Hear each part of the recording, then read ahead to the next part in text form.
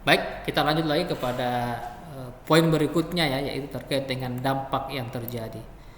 Ya, dampak yang terjadi dari kejahatan cyber ini, eh, mungkin kita sering mendengar di berita atau bahkan mungkin ada yang sudah mengalami seperti itu. Nah, yang pertama adalah ya bisa jadi dia kerugian keuangan seperti itu. Misalnya kita punya mobile banking kita ketahuan ya, jadi bisa dibobol.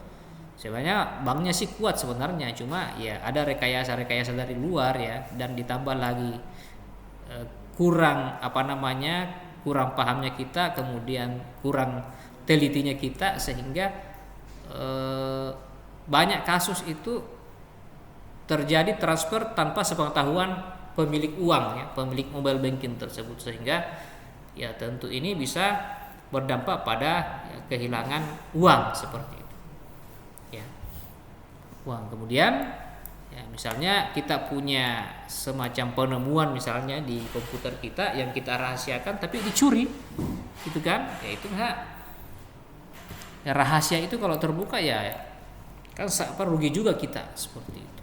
Mungkin kita punya resep yang rahasia di laptop kita misalnya ya, yang kita akan pakai namun ternyata bisa diambil karena adanya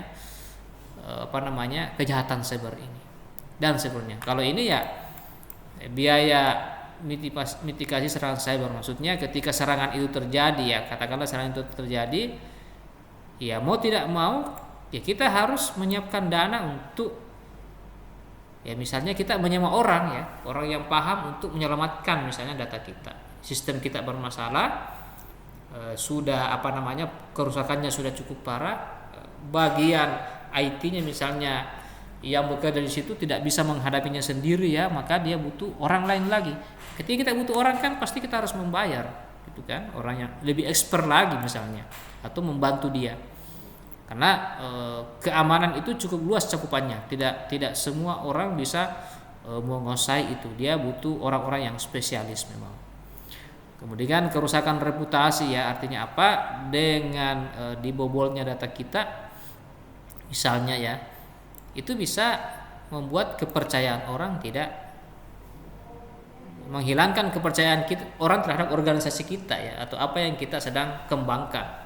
Katakanlah Anda mengembangkan sebuah perusahaan yang sudah punya situs, tiba-tiba situsnya kecurian datanya misalnya ya. Kemudian pelanggan melihatnya ya, atau bahkan calon pelanggan, maka tentu itu akan mengurangi ya, kepercayaan dari orang seperti itu. Kalau sudah trustnya kurang ya sudah, itu kalau perusahaan itu ya kerugiannya sangat besar. Kemudian ada konsekuensi hukum ya, kejahatan cyber dapat menyebabkan konsekuensi hukum termasuk denda, gugatan atau sanksi regulasi karena pelanggaran terhadap undang-undang perlindungan data.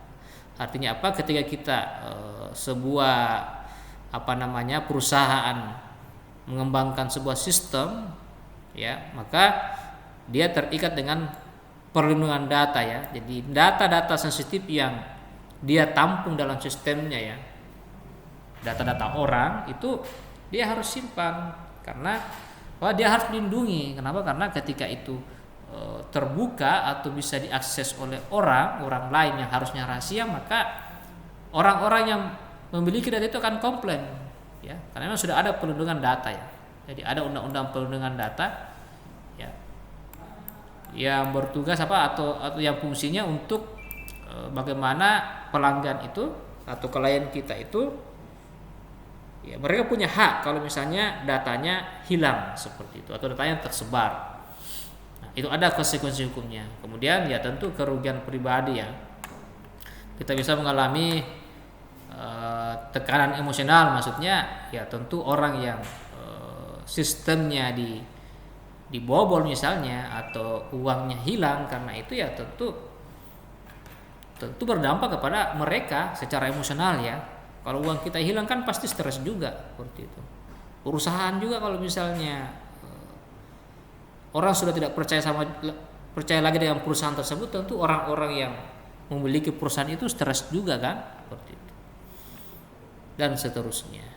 Ya, katakanlah kita punya foto pribadi yang cukup sensitif, itu kan ya merugikan kita sebenarnya. Kalau tersebar kan bisa jadi kita malu, ya. Seperti itu. Berikutnya kita lanjut, ya bagaimana ya kita melindungi diri dari kejahatan cyber. Yang pertama ini dasar sebenarnya. Ya, pertama gunakan kata sandi yang kuat. Karena sistem itu semakin unik sistemnya, semakin panjang sandinya, ya maksudnya semakin unik sandinya, maka secara teori akan semakin lama untuk diretas, ya. Jadi ada sistem itu yang bisa mencoba berkali-kali inputan, ya.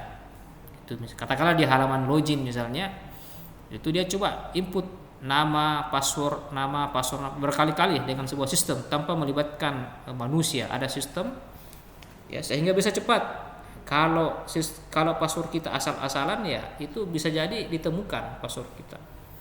Seperti itu. Kemudian ya lakukan autentikasi 2 faktor. Jadi saat ini kan sudah banyak kombinasi autentikasi. Ada yang misalnya kombinasinya antara password dengan HP. Ketika kita memasukkan password kita, maka akan ada validasi lagi. Contohnya di Google misalnya, ya ada Gmail kita bisa setting misalnya pada saat kita memasukkan username password, dia akan meminta verifikasi ke HP kita.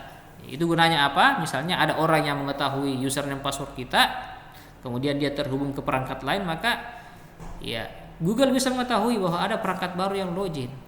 Karena ada perangkat baru, maka dia menerapkan autentikasi berikutnya, yaitu ya misalnya autentikasi permintaan angka dan seterusnya. Sehingga ya itu yang tadinya orang mengetahui, tapi karena menggunakan perangkat baru, ya dia tidak tahu bagaimana kode yang dikirimkan oleh Google, maka dia menjadi batal, ya. Tidak bisa lagi dia akses, gitu kan. Kalau cuma satu saja autentikasinya, bisa jadi itu ya sudah diambil akun kita. Kemudian ya waspada terhadap phishing, ya hati-hati terhadap web-web yang sengaja dimirip-miripkan dengan web yang sering kita kunjungi. Misalnya Bank ABC, ya itu Anda kalau mau kunjungi perhatikan baik-baik, betulkah situsnya ABC gitu. Jangan sampai diplesetkan sedikit karena kekurang hati-hatian kita. Yang tadinya ABC, dia buat situs diganti dengan, bukan diganti ya, dia buat domain dengan mirip-mirip, misalnya ABCD atau abc.id atau ditambah subdomainnya gitu. Maka ya bisa jadi kita tertipu, ya. Kemudian ya tetapkan, maksudnya ya perangkat lunak itu harus selalu diupdate. Kalau dia minta update, ya update lah, gitu kan. Termasuk antivirusnya diupdate. Karena biasanya update itu ya tujuannya adalah untuk meningkatkan keamanan, ya, atau kalau ada celah yang diketahui dia akan perbaharui untuk ditutup.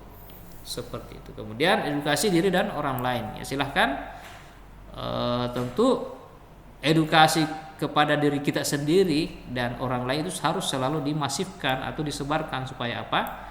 Ya orang-orang yang awam ini bisa mengetahui bagaimana mereka melindungi aset-aset digital mereka, melindungi HP mereka, melindungi laptop mereka, gitu kan. Jadi mereka paling tidak ya mendapat informasi ini supaya ya potensi serangan itu menjadi lebih kecil, seperti itu. Baik, nanti di waktu lain lagi kita lanjut dengan materi yang kedua di video berikutnya, ya, terkait dengan peretasan.